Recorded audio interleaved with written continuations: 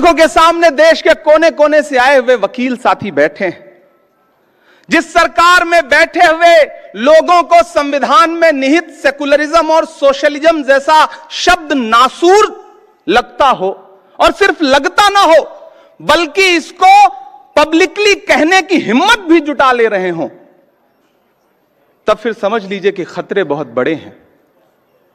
साथियों, जब कानून लोगों को डराने का और उनकी आवाजों को कुचलने का हथियार बन जाए और उसमें आपकी पहचान और आपका नाम और आपका धर्म निर्णायक भूमिका निभाने लग जाए, तो समझ लीजिए कि हुकूमतों की मंशा क्या है। मैं अपना उदाहरण दूंगा, कहीं दूर नहीं जाऊंगा और मैं विषय पे बोलूंगा। मुझे गर्व है कि मैं आजादी की दूसरी लड़ाई में राहुल गांधी का सिपाही हूं। मैं उनके साथ चला हूं 4000 किलोमीटर कन्याकुमारी से कश्मीर तक, कंधे से कंधा मिलाकर। लोग मुझसे कहते थे, इमरान साहब आप नेता बाद में हैं, शायर पहले हैं, राहुल जी पैदल चल रहे हैं, शहजादा पैदल चल रहा है। मैंने कहा, शहजादे ऐसे नहीं होते हैं। एक टी शर्ट, एक ट्राउजर, एक जूता पहन के 4000 किलोमीटर लाखों लोगों को गले लगाने वाला शहजादा नहीं होता। हाकिम तो वो होता है जो 10 लाख का सूट पहनता है और 8,500 करोड़ के जहाज में घूमता है। मैं उनका सिपाही हूं। मैं देश की उस संस्था का सदस्य भी हूं जहां कानून बनने बिगड़ने की प्रक्रिया होती है।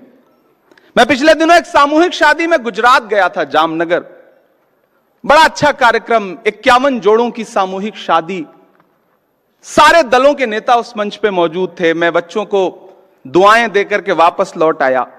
4 दिन बाद मेरे साथियों ने उस प्रोग्राम का एक विजुअल था, बरसते हुए फूल थे, बड़ा खूबसूरत सा।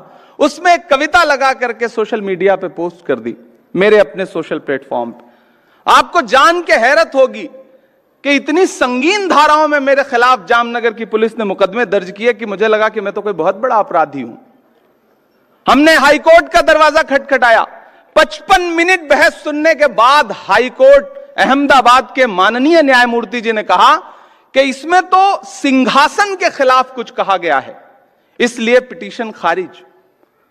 हमें माननीय सुप्रीम कोर्ट की चौखट पे आना पड़ा, और धन्यवाद कि इमरान प्रतापगढ़ी बनाम गुजरात सरकार के केस में माननीय उच्चतम न्यायालय ने जो फैसला दिया है वो एक नजीर बनेगा।